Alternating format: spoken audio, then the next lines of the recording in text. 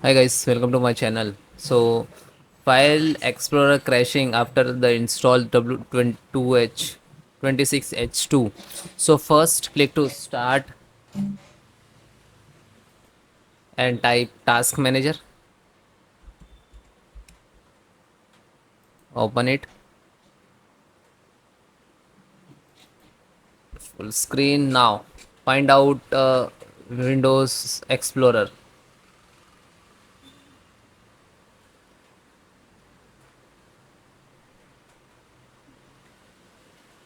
Scroll down, scroll down.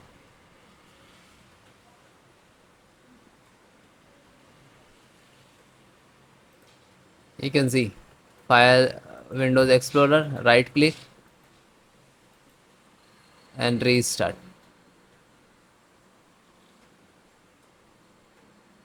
And then close the task manager. Next method. Next, performance clean boot. So click to start and type run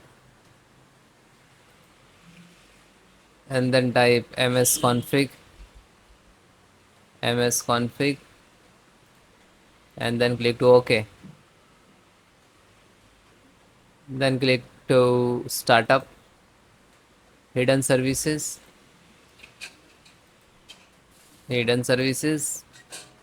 disable all and then apply and then OK.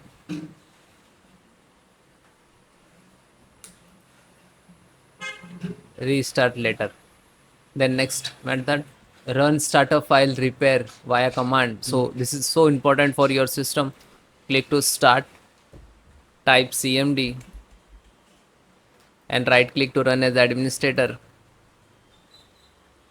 After that type this command guys.